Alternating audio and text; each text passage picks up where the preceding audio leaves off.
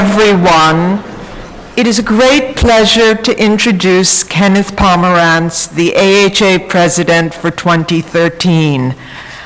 A year and a half ago, Ken, who spent most of his teaching career at the University of California at Irvine, moved to the University of Chicago, where he took up the title of university professor and incidentally became my colleague.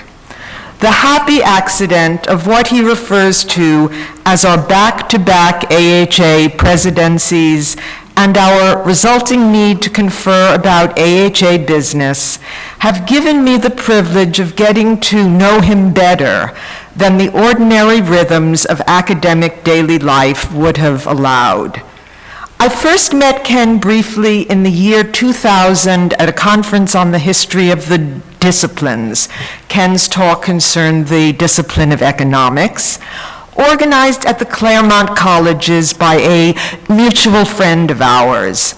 That friend had always spoken glowingly of Ken, stressing his rare combination of intellectual brilliance and personal modesty. And I found that characterization of him to be entirely true.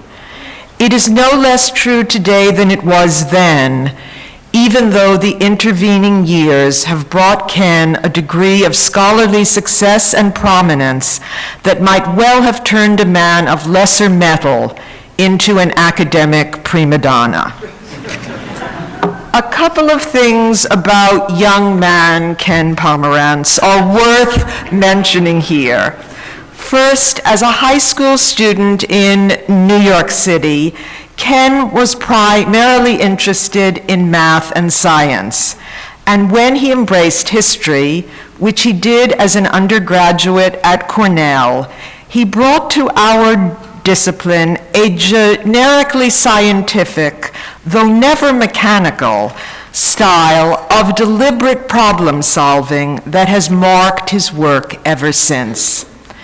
Second, as a beginning graduate student at Yale, Ken did exactly what we routinely warn our students never to do. Having been admitted in European history, he switched to Chinese history over the course of his first year, even though he had just embarked upon elementary training in Chinese language.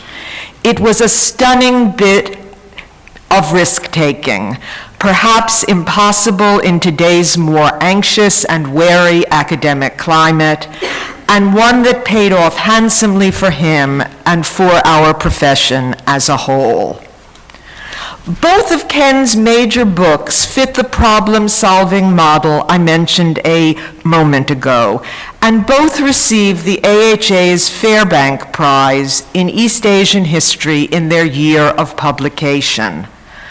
The Making of a Hinterland, published in 1993, posed the problem of the 19th century decline of a region of inland North China that had once been a prosperous heartland.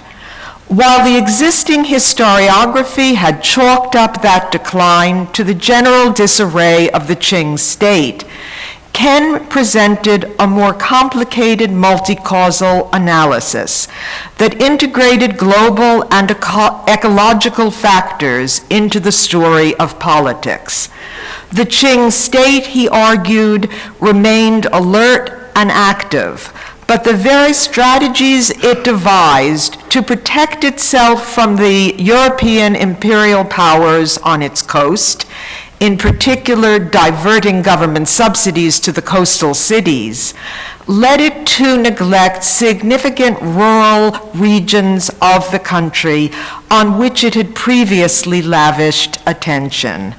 This purposeful reallocation of resources then ultimately destabilized the regime, leading to its collapse in 1911.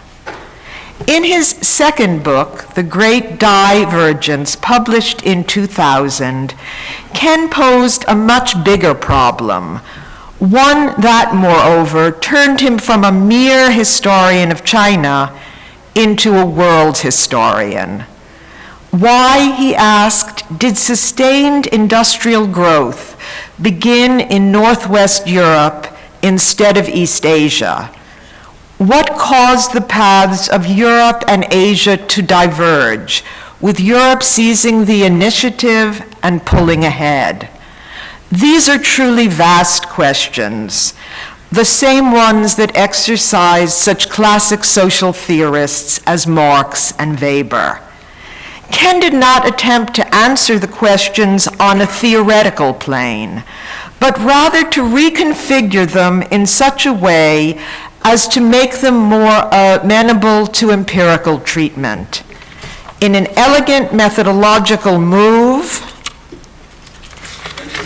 he noted that previous comparisons of economic development had tacitly favored the West by comparing a reified Europe to a reified Asia, using data that lumped together higgledy-piggledy, rich and poor regions of both continents.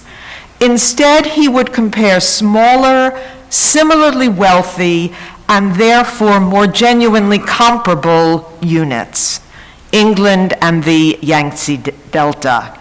This approach yielded remarkable results. Ken's data demonstrated that contrary to previous narratives that had Europe pulling away gradually and early, sometime between 1400 and 1600, the celebrated Great Divergence occurred sharply and late, around 1750. Why did England overtake the Yangtze Delta at this date? Ken identified two factors: coal at home and access to the raw materials of the American colonies. His bold contention struck at the heart of the familiar Eurocentric account of world history. In Ken's telling, Europe's affinity for modernity was not its distinctive and long foreordained essence, but was instead a highly contingent outcome produced by a particular set of mid-18th century circumstances. Suffice it to say that the Great Divergence immediately attracted enormous notice and debate. In the years following its appearance, Ken has given some 200 talks, almost all of them related to his book. Even those who disagree with the book's conclusions recognize its salutary scholarly effect. As one economic historian of Europe put it, and I quote, "Within the field of history, the book's achievements are nothing short of miraculous, for it has overcome our discipline's obdurate balkanization, as in, I do early modern Europe, why should I care about Qing China, and managed to bridge the gap between people who would rarely cross paths or even talk to one another," end quote. Much more could be said about the Great Divergence as well as about other aspects of Ken's scholarship. But here I have time only to point out how well that description of the de-balkanizing impact of Ken's most influential book accords with my own sense of the salutary personal impact of its author. Ken's mode of being in the world, his wide-ranging intellect and quiet rationality, his willingness to listen, his deep respect for other people, his openness to other viewpoints, likewise overcomes divisions and brings people together. The historian and the human being are of a piece.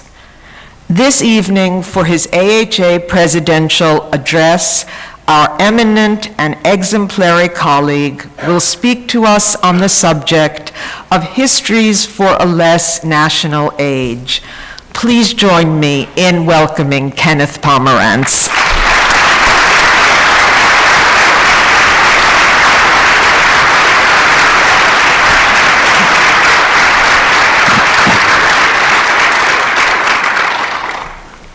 Thank you very much, Jan, and thank you, everybody.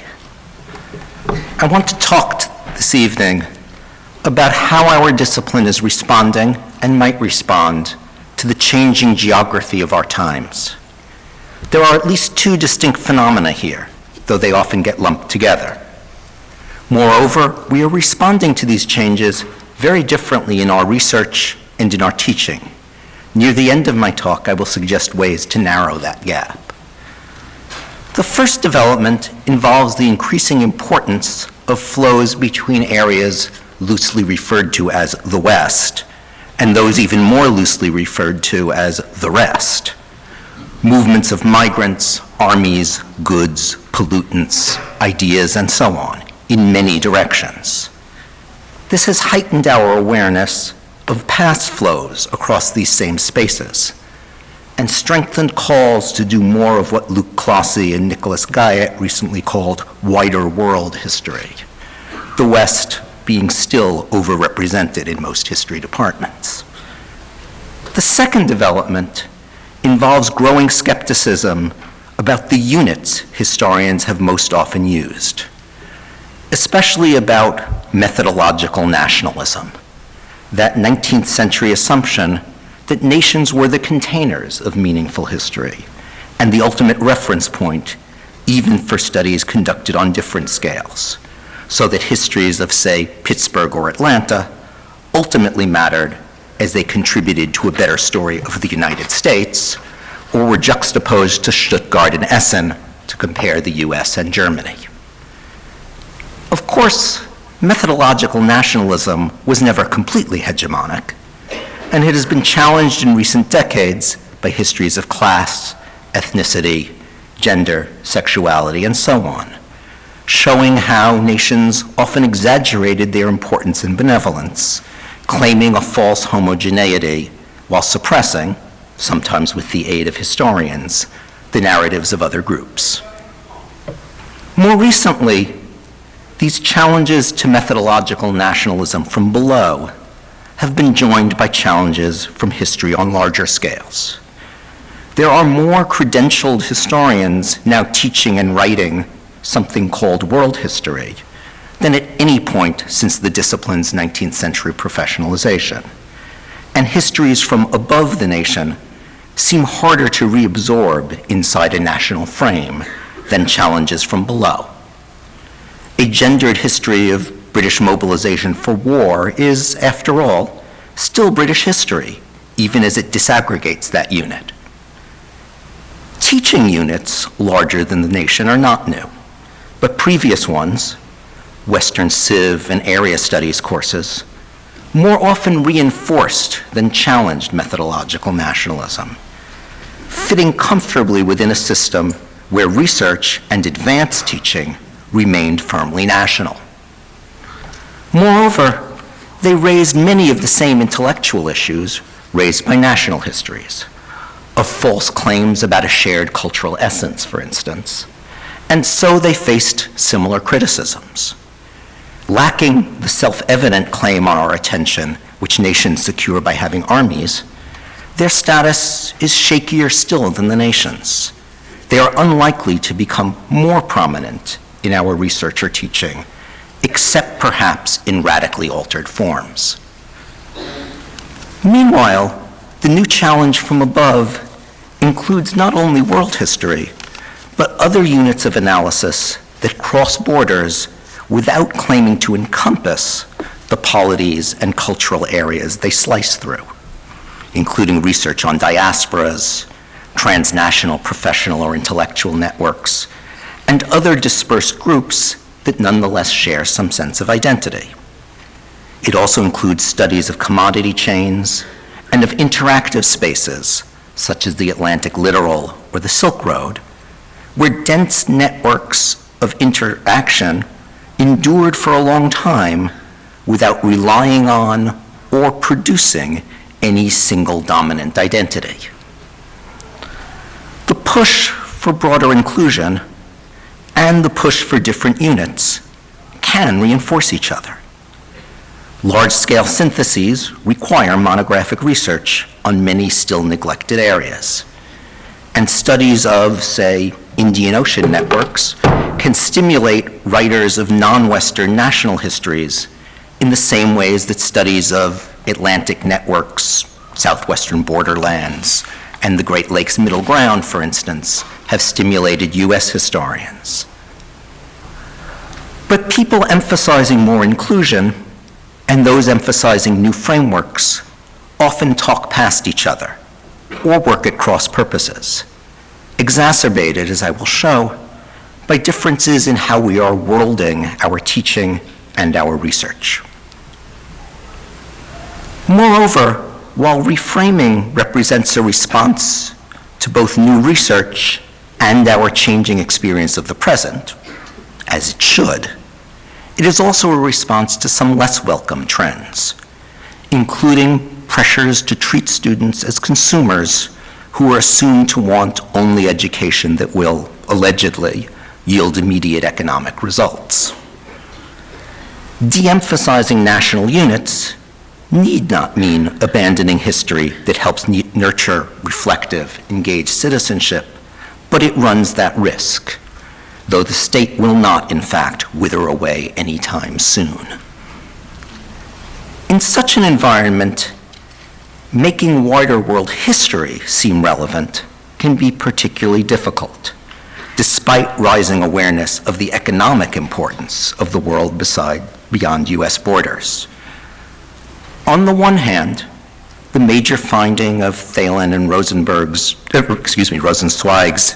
big survey of how Americans relate to history, that people find the past meaningful when they can place themselves or their loved ones in it, could reinforce arguments for teaching world history courses where everyone can locate themselves, rather than multiplying more and more non-Western national courses.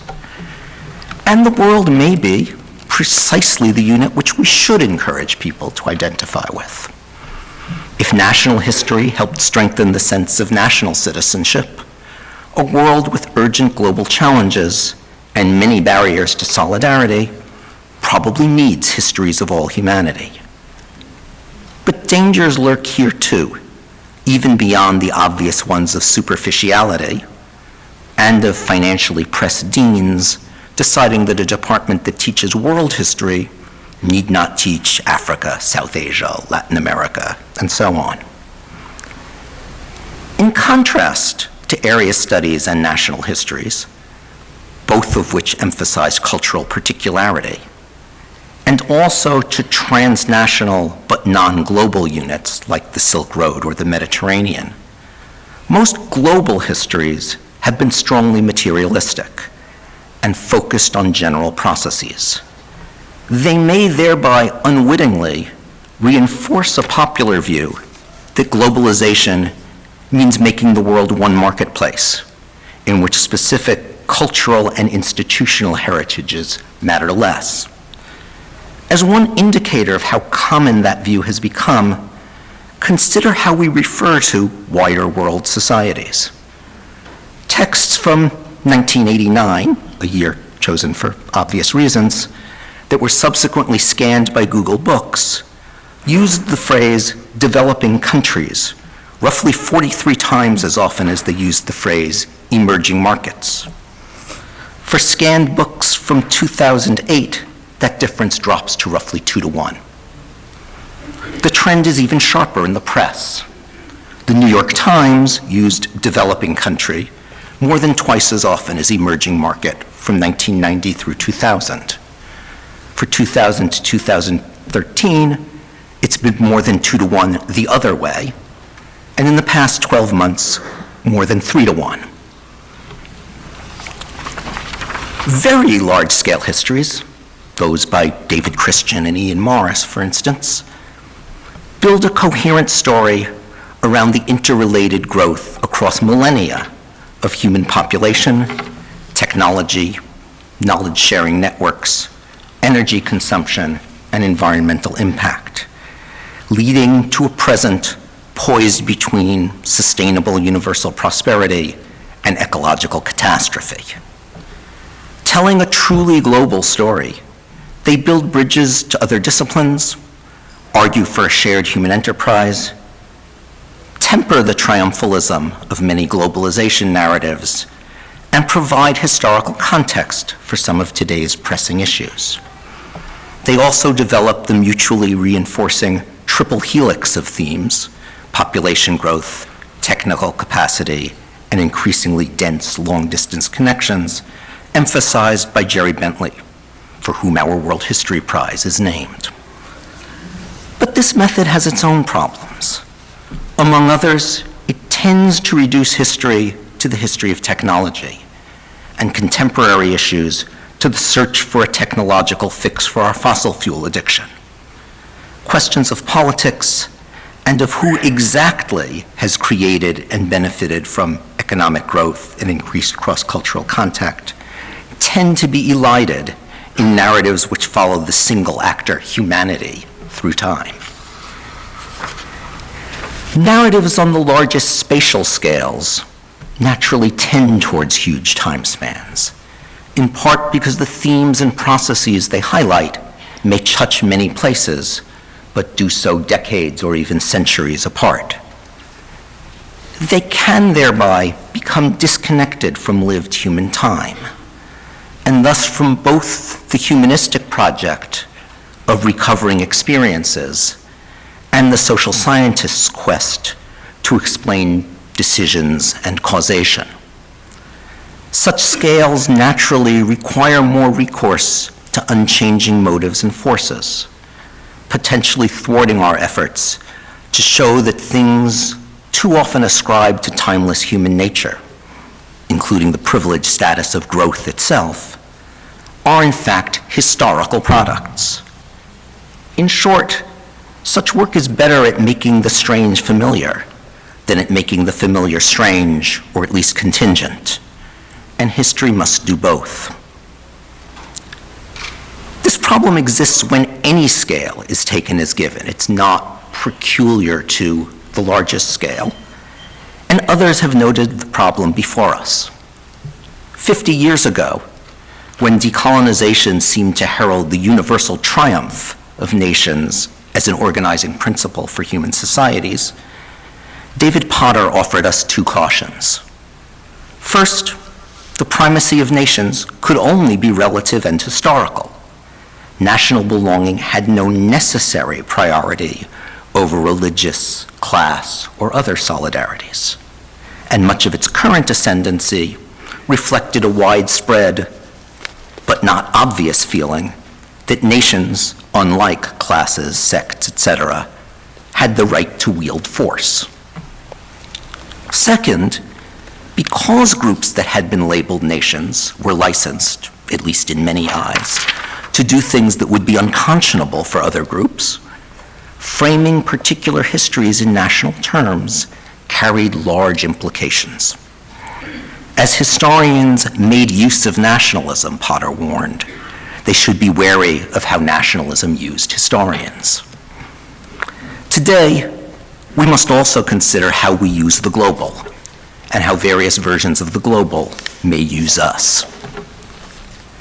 Consequently, despite my own commitment to the emerging world history field, I hope not to exemplify what Gordon Wright, categorizing presidential addresses before his, called the manifestos.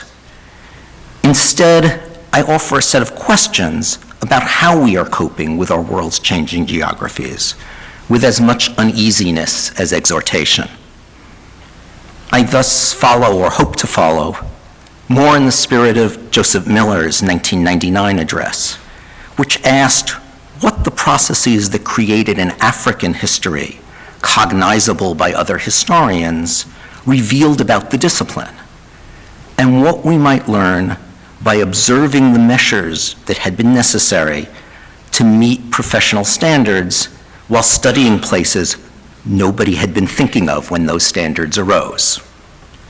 World history now seems sufficiently accepted to ask similar questions about what has been adopted, changed, and jettisoned along its path to inclusion, and what opportunities and pitfalls remain. Research on transnational topics is booming, particularly in the early modern and modern periods. It takes many forms, but is generally concerned with mapping networks that cross national and often area studies lines. It gets plenty of professional recognition. Fewer than 40% of the books we honored with prizes in 2013 framed their subjects within a single polity. The books given featured reviews in the AHR, since that was inaugurated in 2007, have a roughly similar profile. Only 36% of them cover topics firmly contained within a single modern nation. Another 12% were explicitly framed with reference to an area studies region, a number precisely matched by featured reviews of books either explicitly global or framed by non-traditional regions like the Indian Ocean. Another 36%, in other words, almost all of the rest, crossed national lines by following networks of trade, migration, scientific collaboration, or by making comparisons, but specified no larger geographically defined object. Those numbers stand out against those for our research as a whole. The share of all books reviewed in the last 3 AHRs, which focused on or within one nation, was roughly twice as high as for the 2 groups of books given special notice. But few of the highlighted books or other books by academic historians take the whole world as their object. This is not surprising.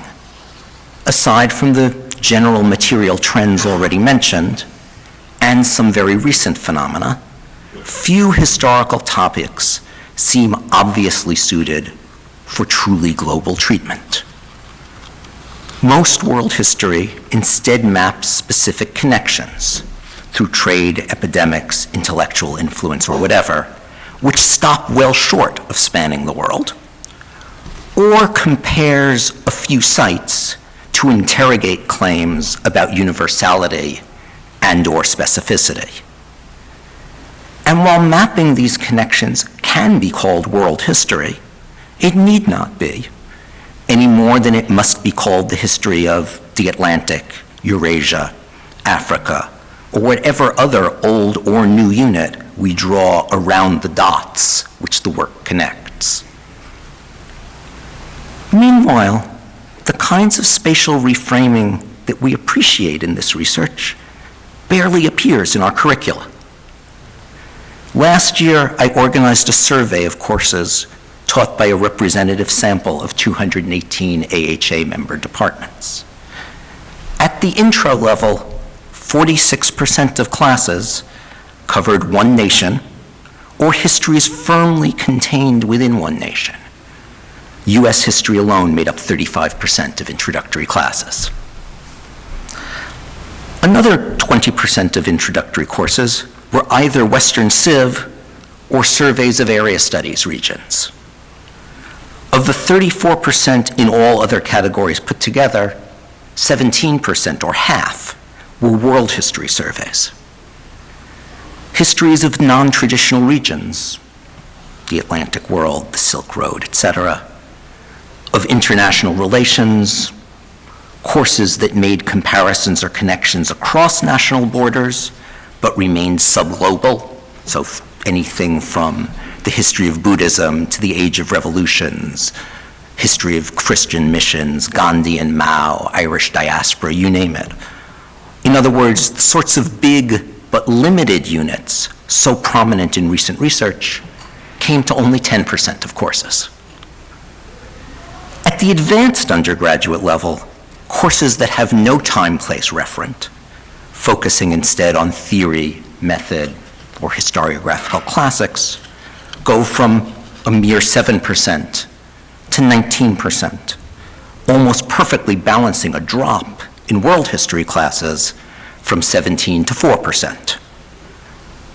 Otherwise, the distribution of courses, and thus the dominance of traditional units, is essentially unchanged. The graduate level essentially matches the upper division one, though with somewhat fewer area courses and slightly more world courses. The stories we tell each other, then, seem considerably less national or conventionally regional than the stories we tell our students. This contrast looks particularly striking after I also surveyed some neighboring disciplines. Only 18% of anthropology courses concerned a particular nation or area studies region, versus 65% of history courses. 11% said they looked at the world. Over 70%, interestingly, saw no need to specify any geographic or cultural cultural container. Now, when it comes to research, anthropology is as committed as we are to contextualize thick description. It's an anthropologist's term, after all. But its members are much less likely to identify with areas.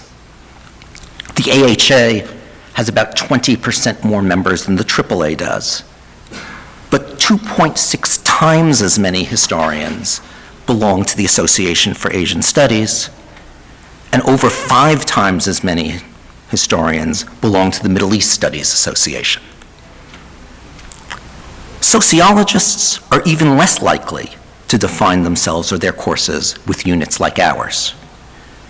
Political science, where states naturally loom large, had more courses focused on national and traditional area units than sociology or anthro, but still far fewer than in history, and far, far fewer in the most prestigious political science programs. In part, these differences reflect theoretical concerns. Compare anthropologists' debates about what they call multi-sited ethnography, work that follows migrants, products, or other flows across space, with our discussions of transnational or world history. Many issues look familiar. The time commitment involved in gaining a deep understanding of even one social setting, the challenges of teamwork in research that seeks a qualitative personal understanding, and so on. But the anthropological debate has been very concerned with not framing any field site or larger entity as a bounded whole, and calling attention to all sites' constructedness. By contrast, most historians acknowledge that no social unit is completely self-sufficient, but only occasionally do we highlight that fact. And, as I just showed, we still use the most recognizable of those units to frame our courses. So, why do we continue relying on national and civilizational units more than other disciplines do? And why in teaching much more than in research? In part, simply because no current trends can change the importance of state and nation making over centuries gone by, nor should it. But there are other reasons too, both theoretical and practical. Historians never went as far towards defining our discipline methodologically as did many others. As Timothy Mitchell has pointed out, the high tide of area studies in the United States, roughly the late 50s to the early 80s, coincided with periods in which the social sciences invented as their objects of study supposedly coherent and distinct entities called the economy, the political system, the social system, and culture. Surprisingly, a Google Ngram confirms Mitchell's claim that even the economy was not a commonly used term before the 1950s. Social system boomed in the 1950s, and political system in the 1960s, before both declined in the 1970s. Now, these systems supposedly belong to nations, or perhaps to civilizations. National or area specialists, particularly historians, looked at how these systems interacted within a national body, much as a doctor might consider the interaction of circulatory, digestive, nervous, and endocrine systems. But But faith in these constructions crumbled in the 1970s and 80s. Those who had seen themselves as mapping each nation's supposed subsystems began to doubt the existence of those subsystems at roughly the same time that methodological nationalism came under attack in many fields.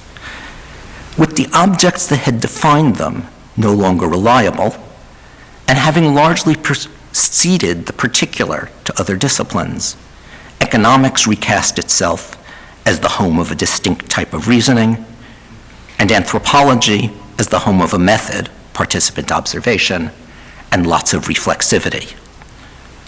Sociology and political science could not agree on a shared method and assumptions, fragmenting into a number of loosely related subfields. History had a different place in the intellectual division of labor and a milder epistemological crisis. We studied the interrelationship of these systems in which different disciplines were invested, but had no stake in the integrity or autonomy of any one of them. On the contrary, our stock in trade was to insist that you couldn't understand a society's intellectual life without exploring its social structure or its economy without its politics, and so on.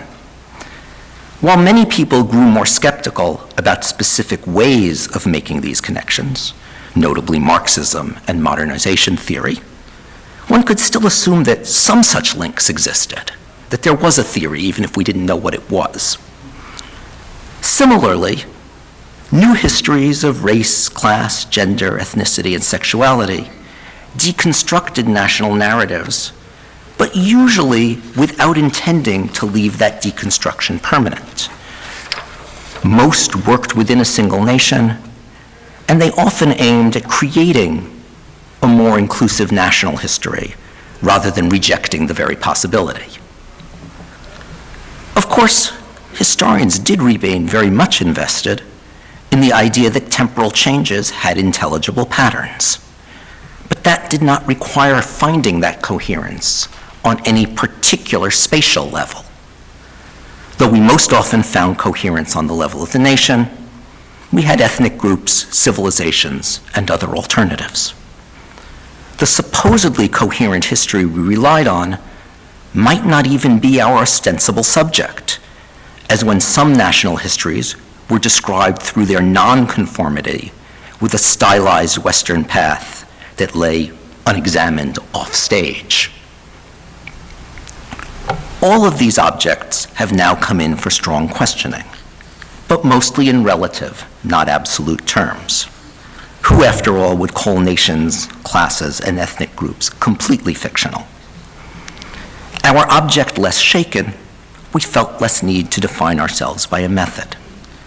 Being less methodologically focused, we found it easier to continue treating our topics as more or less bounded fields of which we illuminated certain parts, even if we became less sure of the representativeness of those parts, rather than as a set of dots connected by the scholar's very visible hand.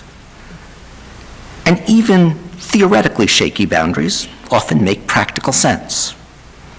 The US-Mexican border is certainly not the impermeable line appearing on maps and in Westphalian theories of the state, but as we all know, it shapes millions of lives nonetheless.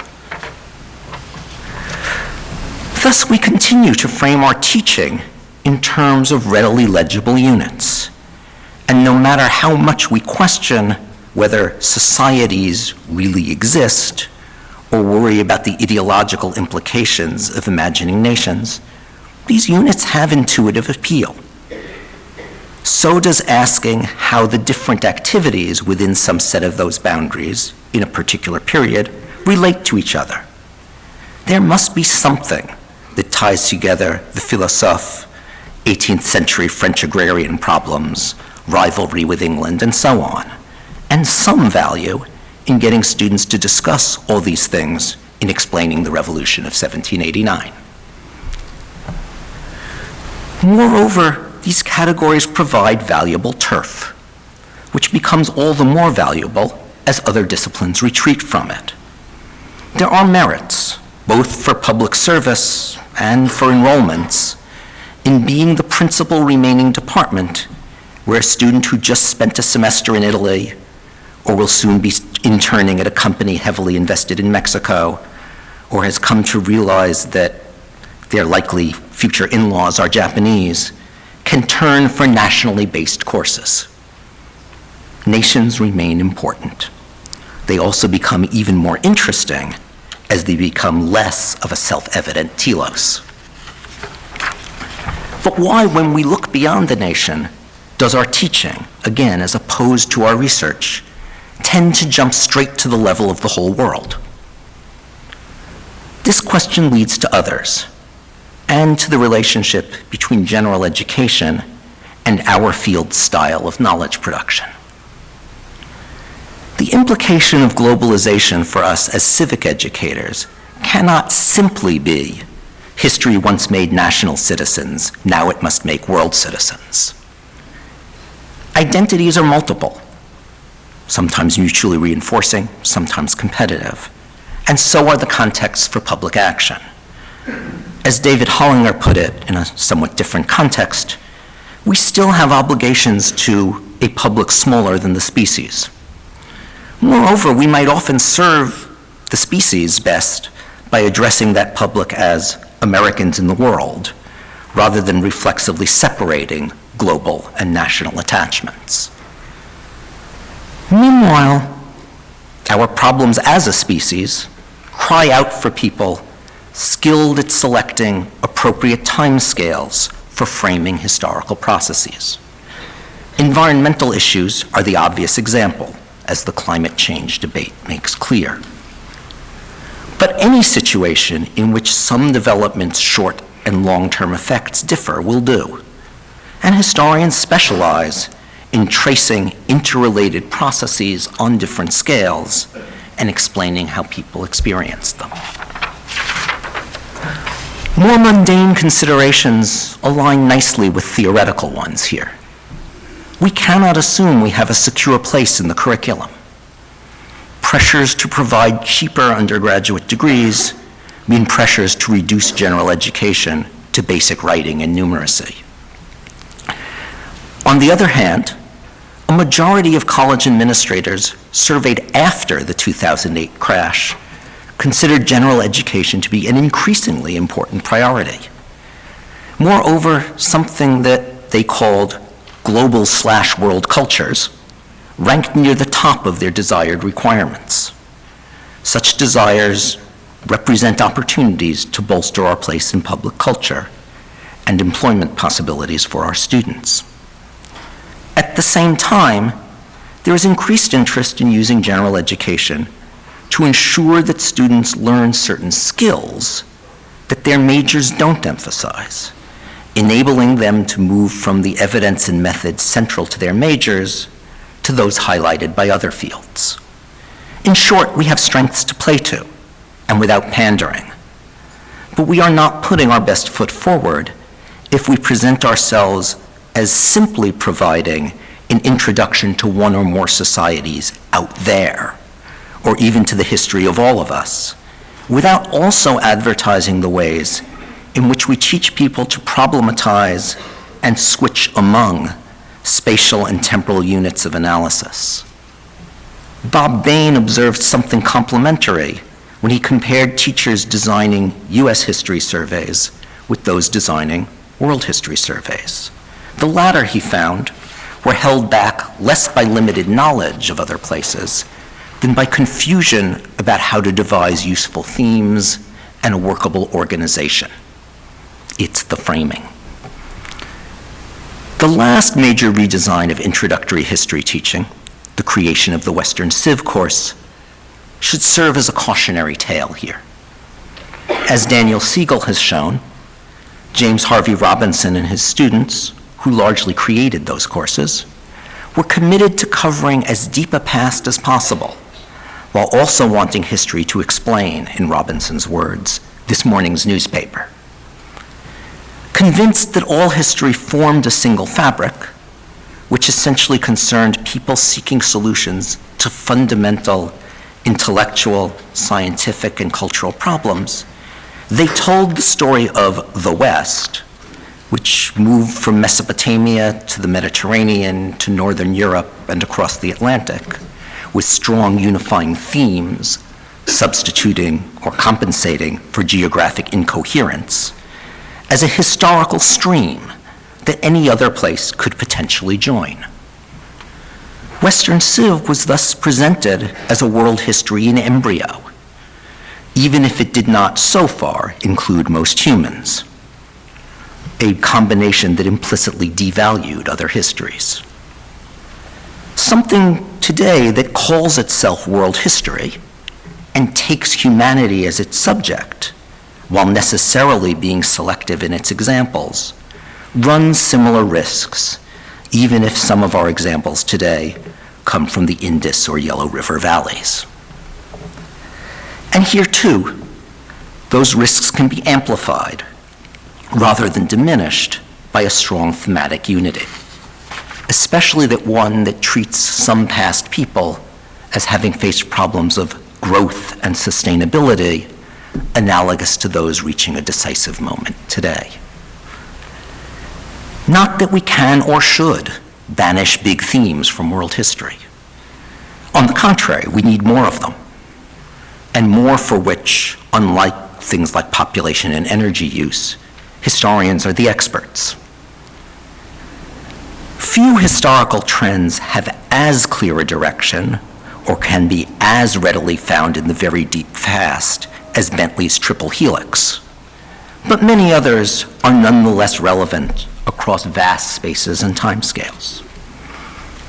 The rise and decline of human retinues as status symbols, changing relationships between humans and territory, monetization and commodification in its many forms, changing ideas of the sacred, the list goes on and on. The raggedness of these other large themes, the fact that they don't apply everywhere or at all times, is a feature, not a bug. It highlights the artificiality of our units and the need to use them provisionally. I raise these themes not as replacements for the ecological and technological ones central to most current world history courses, but as supplements without which such courses can obscure rather than teach some central aspects of historical thinking. Current curricular structures often work against us here, with almost all introductory courses framed by the units nation, civilization, and world most likely to seem natural to beginning students. And with world courses disappearing at advanced levels, we send the implicit message that when we get serious, we inevitably look at nations or civilizations, much as we did decades ago. This should change, both because we now have people who consider world history their field, something that Western Civ never really had, and because of all the other large units besides the world that we now deploy to such good effect in our research. That we currently offer few courses at any level on non-traditional regions like the Atlantic and Indian Ocean worlds seems a major missed opportunity. So too does having curriculum move students from very broad introductory courses to narrower ones without ever returning to larger scales, even though many of us eventually do just that. When we also problematize temporal scales, we clarify why macro narratives from other disciplines can be misleading without history. Some economic narratives, which assume an eventual path to equilibrium or optimization without specifying how long it will take, are in particular need of history as complement, or as correction if what happens in the interim makes the original pressures towards equilibrium moot. Part of our intellectual value is precisely to provide ways of thinking about the interrelationship of different scales, temporal ones, spatial ones, and also levels of abstraction. We all know the perils of formulations like Germany wanted or the middle class feared, as well as process-centered analogs like urbanization required. But we also know we cannot do completely without them. It follows that we should have explicit discussions with our students, including our beginning students, about when such simplifications are acceptable and when they aren't. Conversations that we have with each other every time somebody says they want to add nuance, and somebody else insists that the additional nuance meet the so what test. Our research lives are centrally concerned not just with the production of new knowledge, a now common but misleading shorthand for what all research should do, but with the organization of both old and new knowledge. Reframing is as central to our research as is digging facts out of archives, and a quest to understand how processes on different scales interact is one that should be familiar to people all across campus. Scientists, after all, know that one can study a forest, a tree, or particular cells in a tree, and few of them think that analyzing one of those levels makes the others superfluous. Emphasizing the essential movement among various scales as a skill that we teach could help clarify what it is we offer, besides some historical facts, not that those are unimportant, and the communication and critical thinking skills that most other disciplines also claim to offer. World history courses place these issues in especially sharp relief, as they require particularly rapid shifts of scale. A 19th to 20th century world history survey I used to teach, mostly to science majors, featured in its first 3 weeks a kaleidoscope of analytic units. A lecture on rapid urbanization that moved from London to Chicago to Buenos Aires to Shanghai. One on agrarian crisis, in which staples like wheat and rice were juxtaposed to the boom and bust of industrial crops, and temperate zones to tropical ones. One on industry, energy, and fossil fuels that expanded to enormous timescales. This scene setting was then followed by a unit on world wars, revolution, and political polarization. A unit, obviously, with much shorter timescales, more sustained stories about particular places, and shorter, more observable chains of influence between events. Only after teaching the course a few times did I realize the advantages of treating the differences between those units as part of the course material. Scattering courses at various scales throughout our curricula and basing more of them on non-civilizational regions would bring our teaching closer to our research, inviting students to think about issues that we mostly address to each other. It also helps make evident how taking history courses on radically different times and places can in fact be a cumulative course of study. This kind of self-consciousness provides an alternative to either falsely naturalizing the common sense units on which public discourse relies, and also to fleeing them, as allied disciplines sometimes seem to be doing. It raises questions about the making, unmaking, and interaction of territorial institutions and affiliations at various levels, and links those theoretical concerns to questions that a student might ask in trying to link their education to a non-academic future.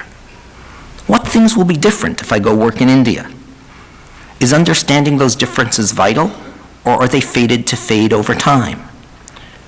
And it helps us help our interlocutors frame better, more specific questions about what it means to say that we live in an increasingly global world. Few of us, I suspect, really doubt that nations remain important historical units. But there may be less unanimity about area studies, civilizations. So let me close by suggesting that there too, an effective response to so-called globalization is not to drop units because they aren't bounded wholes, but to explore how they wax and wane and what they are good for. both as analytic constructs and as common sense units used to mobilize resources in the real world. For a concluding example, let me turn to East Asia. And let me emphasize that the sense of what I am about to say could be included in a beginning survey, dismantling accepted notions of why East Asia is a unit and replacing them with a historical understanding of how regional particularities emerge, disappear, reappear, and matter. Looking back to 1980, when I started graduate school, it is striking how much we overlooked in assuming that East Asia was a region. Even more striking, and this despite 30 years of globalization and of critiques of area studies as Orientalist, East Asia probably makes more sense as a teaching and research unit today, crisscrossed by dense networks linking each dyad among China, Japan, Korea, and Taiwan, not only in trade and investment, where many of these flows now exceed those to and from either the US or Europe, but in popular culture and intra-regional exchanges of students, now also exceeding movements between East Asia and the West.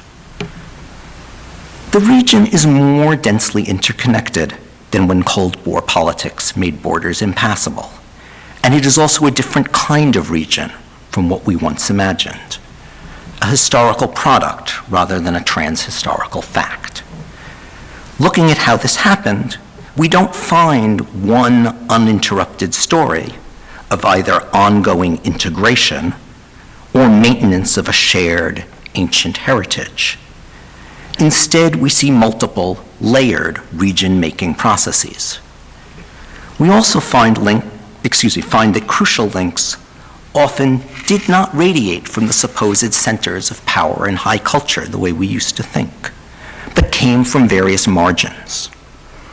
Most recently, these include the unanticipated effects of several decades in which capital and expertise accumulated particularly rapidly in some of the region's smaller and less fully sovereign polities, Hong Kong, Taiwan, South Korea, leaving them well positioned to play important roles in remaking post-Mao China. Beneath those region-making networks lie older ones, regionally circulating religious, philosophical, and medical texts, and strong diasporic groups, the latter, ironically, kept largely regional by migration restrictions and racialized nation-building projects that impinged on East Asia from outside. We also find the spread, both across space and across the social scale, of the cultural traditions we once took as the supposed bedrock layer of regional formation. But when we look more closely, we often see those traditions as at least partly retrospective creations. Consider Buddhism. When the Ming fell in 1644, what we now call Tibetan Buddhism was not recognized within China as one branch of a religion that also included Chinese Buddhism. Chinese practices were the teachings of Buddha. Tibetan Mongol ones were the teaching of lamas, unfit for civilized people. Later, the Qing imperial household, invaders from Manchuria, began patronizing Tibetan clerics and temples, bringing many inner Asian monks to Beijing in the process, and thus unintentionally preparing the ground for the integration of these Buddhisms, which in turn helped the Chinese/Inner Asian empire that they created become a single national state. This was not a task they completed. 20th century clergy, ostensibly secular governments, and lay activists, often spurred by the Christian model of what a world religion should be, and by competition with Japanese Asianism, all helped to produce, relatively recently, what now appears a long-standing background condition of a Buddhism shared across vast spaces and differences in daily practice. Cultural regions aren't found objects. but always in formation, and so perhaps not categorically different from the non-civilizational regions like the Indian Ocean and Atlantic world. Courses and curricula self-conscious about spatial units, analyzing how imagined spaces change, how that matters to their occupants, and how the units we choose for analysis affect what we do and don't see, provide entry to fundamental intellectual issues about structure, agency, culture, and the possibilities of empathic understanding of experiences remote from our own. But they also teach practical skills for the non-academic. How does one decide whether Pacific Rim is a meaningful unit, or just a name for some shipping lanes and the fond hopes of certain chambers of commerce? Should a set of projects be launched from New York, Los Angeles, Singapore, or Shanghai? Are the connections on which one bases such decisions robust enough to recover from a crisis on the Korean Peninsula or over the Diaoyu Senkaku Islands? The skills for considering such issues historically should matter to planners for everything from corporations to NGOs to governments to educational institutions. This is not, of course, the only way history matters, but it is one that should find ready takers, while moving our pedagogy closer to what we often, all too revealingly, call our own work. I said this was not a manifesto, and I will not end by saying, let us do X. But I hope it is food for thought. Our discipline has an unusual relationship to time, space, and place, at a moment when many people question which paths, if any, they need in order to navigate the world. That the conventional units we remain more tied to than many others seem to have obvious meanings is both an asset and a problem. We are rethinking those units in fascinating ways, but rarely in plain sight of our students or our non-academic audiences. Learning to dissect, combine, and see the limits of multiple spatial and temporal scales has long been part of our craft, and one that people who must locate themselves and their options in time and space will always need, maybe more than ever in a world where decontextualized information and questionable universals are omnipresent kinds of knowledge. So while challenges to methodological nationalism threaten franchises that remain important to us, they also highlight the need for kinds of analysis that we have advanced quite ably in conversations among ourselves. We can help ourselves and others by doing our reframing for a less national age more explicitly and more openly. Thank you very much.